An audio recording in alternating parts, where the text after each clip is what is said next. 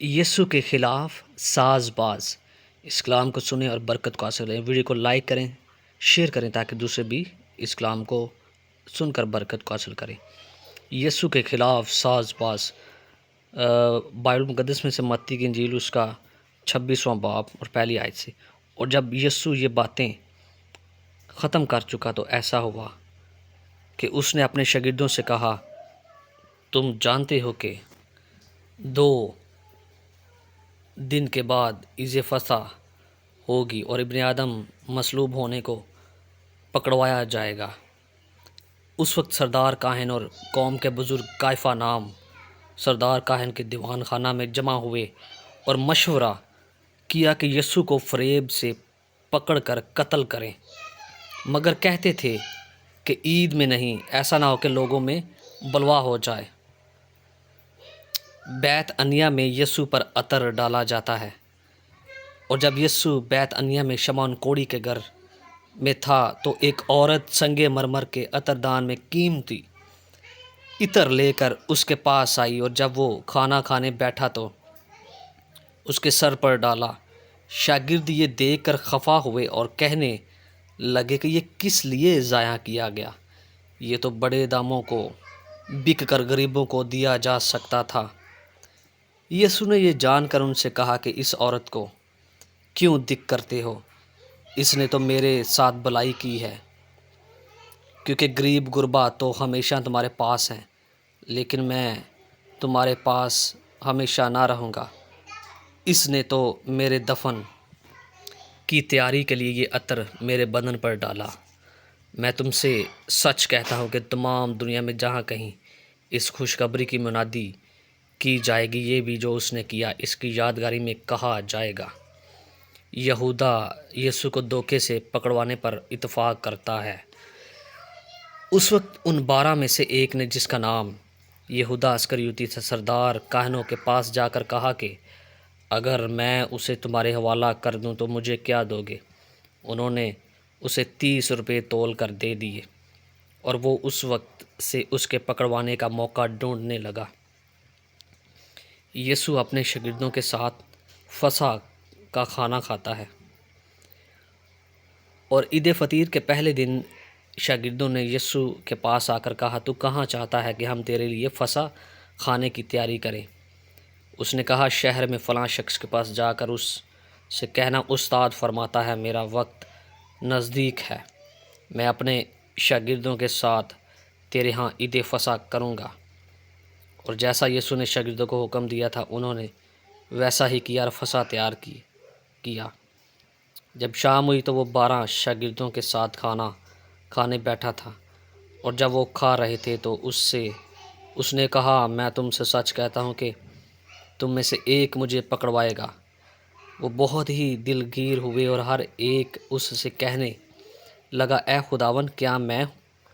اس نے جواب میں کہا، جس نے میرے ساتھ طباق میں ہاتھ ڈالا ہے وہی مجھے پکڑوائے گا۔ ابن آدم تو جیسا اس کے حق میں لکھا ہے جاتا ہی ہے، لیکن اس آدمی پر افسوس جس کے وسیلہ سے ابن آدم پکڑوایا جاتا ہے۔ اگر وہ آدمی پیدا نہ ہوتا تو اس کے لیے اچھا ہوتا۔ اس کے پکڑوانے والے یہودا نے جواب میں کہا، اے ربی، کیا میں ہوں؟ اس نے اس سے کہا، تو نے خود کہہ دیا۔ پاک عشاء ربانی۔ جب وہ کھا رہے تھے تو یسوع نے روٹی لی اور برکت دے کر توڑی اور شاگردوں کو دے کر کہا، لو کھاؤ، یہ میرا بدن ہے۔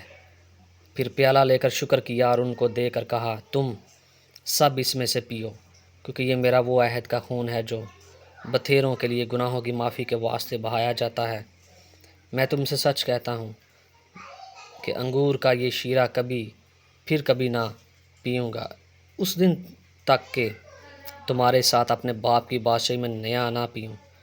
پھر وہ گیت گا کر باہر زیتون کے پہاڑ پر گئے۔ یسوع پیشن گوئی کرتا ہے کہ پطرس میرا انکار کرے گا۔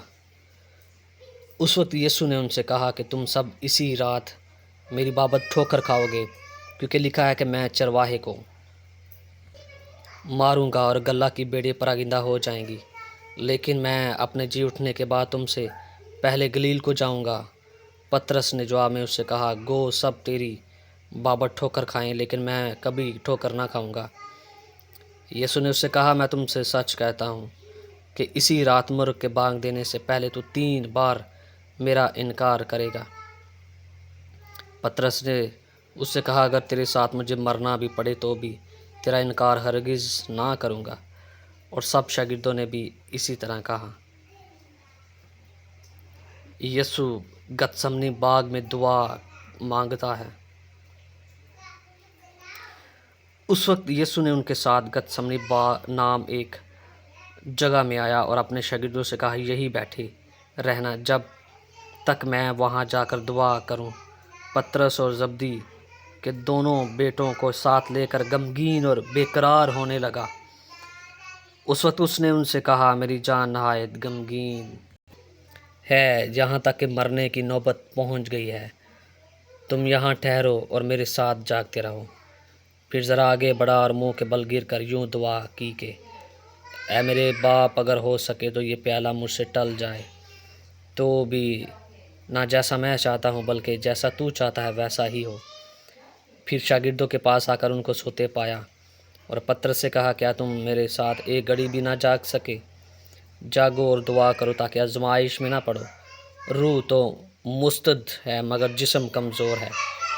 پھر دوبارہ اس نے جا کر یہ دعا کی کہ اے میرے باپ، اگر یہ میرے پیے بغیر نہیں ٹل سکتا تو تیری مرضی پوری ہو۔ اور آ کر انہیں پھر سوتے پایا کیونکہ ان کی آنکھیں نیند سے بھری تھیں، اور ان کو چھوڑ کر پھر چلا گیا اور پھر وہی بات کہہ کر تیسری بار دعا کی۔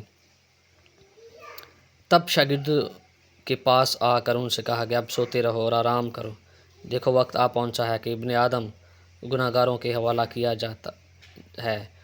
اٹھو چلیں، دیکھو میرا پکڑوانے والا نزدیک آ پہنچا ہے۔